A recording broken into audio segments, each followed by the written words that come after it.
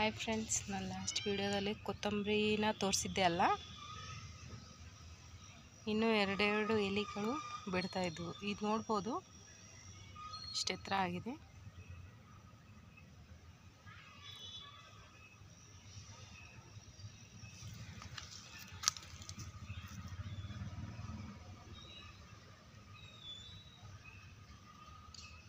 ಭಾಳ ಚೆನ್ನಾಗಿ ಬೆಳೀತವೆ. ಮನೆಯಲ್ಲೇ ಬೆಳೆಸಿದ್ದಿದ್ದು.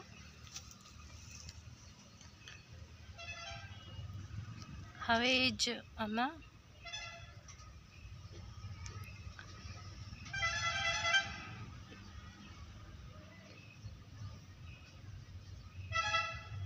ಕಲ್ಲಿಂದ ಜಜ್ಜಿ ಅವನ್ನು ಹಾಕ್ಬೋದು. ಈ ಥರ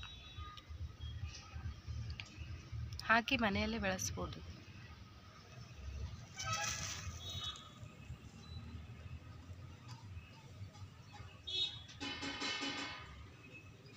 ಭಾಳ ಚೆನ್ನಾಗಿ ಬೆಳೆಯುತ್ತವೆ. ಪಾಟ್ನಲ್ಲಿ ಕೂಡ ಬೆಳೆಸ್ಬೋದು ನೀವು.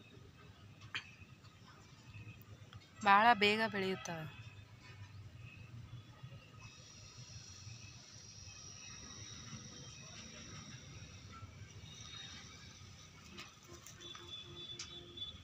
ಇವು ಲೇಟಾಗಿ ಹಾಕಿದ್ದು ಈ ಬೆಳೀತಾ ಇದೆ ಚಿಕ್ಕ ಚಿಕ್ಕದಾಗಿ.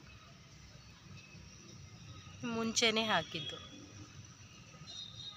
ಅದು ಆ ಸಸಿಗೆ ಇದಕ್ಕೆ 4 days 5 days ಡಿಫ್ರೆನ್ಸ್ ಇದೆ.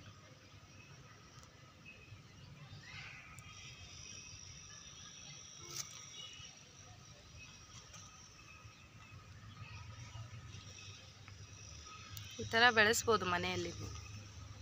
ತುಂಬ ಸುಲಭವಾಗಿ ಈಸಿಯಾಗಿ ಬೆಳೆಯುತ್ತವೆ. ಏನು ಮೇಂಟೆನೆನ್ಸ್ ಅನ್ನೋದು ಇರೋದಿಲ್ಲ.